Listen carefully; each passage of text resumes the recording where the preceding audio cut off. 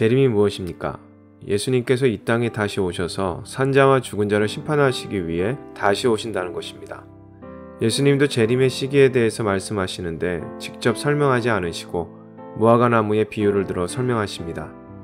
왜 무화과나무로 설명하였을까요? 유대인들에게 있어 매우 친숙한 나무였기 때문입니다. 무화과나무는 팔레스타인 지방과 소아시아를 포함한 지중해 연안에 자생하는 나무로서 잎사귀가 나오면서 거의 동시에 열매도 맺는 식물입니다. 그리고 여름에 잎이 만개하며 열매가 커집니다. 한편 여름으로 번역된 헬라어 데로스는 추수, 결실이라는 의미입니다. 이는 끝, 최후를 의미하는 히브리어 캐츠와 어원이 같은 단어로서 아모스 선지자는 여름을 역사의 끝과 최후에 있을 심판을 가리키는 상징으로 사용했습니다. 제 구약적 맥락의 관점으로 볼 때 여름이 가까웠다는 것은 끝이 이르렀다는 것을 암시하는 표현입니다. 예수님의 비유와 숨겨진 의미와도 잘 어울립니다. 실제로 무화과나무 가지가 연하여지고 그 잎이 돋아 커지며 열매가 맺기 시작할 때 사람들은 그것을 보고서 여름이 가까워졌다는 것을 인식했습니다. 33절의 문 앞에 가까이 왔다는 것도 끝이 왔다는 것을 암시하는 것입니다. 이 세대가 지나가기 전에 일이 다 일어난다는 것은 유대인을 포함한 동시대의 모든 사람들을 가리키는 말입니다. 한 세대는 보통 30년에서 40년 기간을 가리키죠. 실제로 당시 예수님의 예언이 주어진 시기가 AD 30년경이고 이로부터 40년이 지난 AD 70년경에 역사적으로 예루살렘이 멸망했습니다. 하지만 예수님께서 말씀하신 모든 재앙들과 징조들이 이 기간에 다 이루어졌다고 볼 수는 없습니다. 단순히 예루살렘 멸망뿐만이 아니라 주님의 재림으로 인한 세상의 종말을 예언하는 부분이기도 합니다. 따라서 이 세대를 1차적으로 예루살렘 멸망 직전에 살았던 사람들의 시대로 보는 것도 맞지만 더 넓은 의미에서 주님의 재림 전에 사는 모든 사람들의 시대를 의미한다고 보는 것이 옳습니다. 예수님은 재림의 시기와 관련하여 노아의 때 비유와 집주인의 비유, 충성된 종과 악한 종의 비유를 이어 말씀하십니다. 이 비유의 내용들은 그 당시 누가 들어도 쉽게 이해할 수 있는 대표적인 유대 문화의 모습들입니다. 그런데 이들 비유가 강조하는 중요한 핵심은 무엇일까요? 재림은 반드시 오지만 아무도 예측할 수 없다는 것입니다. 그런데 누군가는 심판의 때를 너무나 잘 압니다. 지금 너 그렇게 살다 보면 하나님께 벌 받아. 지금 너의 불행은 주의를 지키지 않으니까 그런 거야. 내가 볼 때 너의 믿음은 옳지 않은 것 같아. 너의 믿음이 부족한 것 같아. 진짜 걱정해서 이런 말을 하는 걸까요? 이런 말들은 내가 볼 때 너보다 내가 좀 더 아니까 내 말 듣는 게 좋을 거야 라는 종교적 권위주의며 폭력성입니다. 자신이 상대방보다 우월하다는 것을 드러내고 싶은 본능일 것입니다. 왜 우리가 심판자이신 하나님이 되려 하십니까? 하나님처럼 되고 싶으신 겁니까? 바벨탑을 쌓는 것과 무엇이 다릅니까?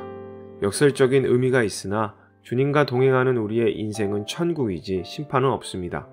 안 그래도 사는 것이 벅찬 인생인데 왜 자꾸 현실이 지옥을 만들어냅니까?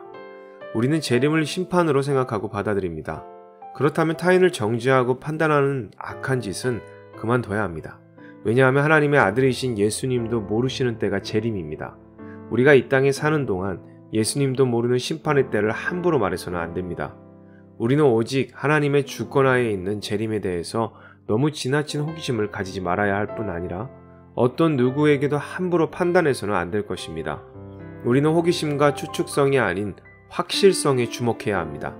예수님께서는 종말은 반드시 온다고 확실하게 말씀하셨기 때문이죠. 그래서 언젠가 이 세상을 떠나야 할 우리는 항상 영적으로 깨어있는 신앙생활을 해야 합니다. 그러기 위해서는 종말이 우리에게 왜 유익이 되는가에 대해서 곰곰이 생각해 봐야 합니다. 우리가 종말의 때를 알지 못하는 결정적인 이유가 무엇이며 종말의 때를 알지 못하여 얻게 되는 유익은 무엇일까요? 만일 우리가 종말의 때를 안다면 모든 일을 내팽개쳐두고 오직 종말의 때에만 집착함으로 정상적인 생활을 하지 못하게 될 것입니다. 또한 많은 사람들이 종말 직전에 회개하면 된다는 생각으로 자기 마음대로 살아갈 것이기 때문에 전 세계가 혼란에 빠질 것입니다. 그래서 우리는 알지 못하는 것에 감사해야 합니다. 종말의 확실성을 가지고 지혜롭게 분별하며 살아야 합니다. 미래를 알고 싶어하는 것 자체가 교만이며 하나님의 뜻을 거스르는 행위입니다. 자신의 욕망을 채우기 위한 헛된 예언에 귀도 기울이지 마시길 바랍니다.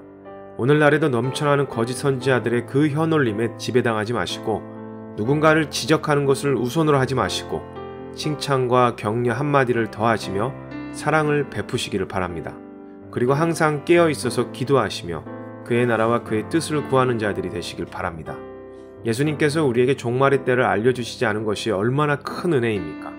그 은혜로 우리에게 허락된 시간을 소중히 여기고 매 순간 오늘을 위해 최선을 다할 수가 있습니다. 그러므로 여러분은 주님께서 그 때를 감추신 것을 불평하지 말고 오히려 종말의 확실성을 분명하게 말씀해 주신 것을 감사해야 합니다.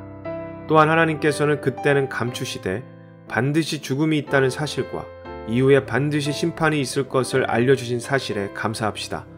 그래서 우리는 말씀을 통해 종말과 죽음 그리고 심판의 확실성을 계시받은 자들답게 종말이 올 때까지 최선을 다해 맡겨진 사명을 감당해 나감으로써 매일매일 승리하는 모습으로 살아가시길 바랍니다. 주님의 뜻은 늘 선하시고 옳으십니다.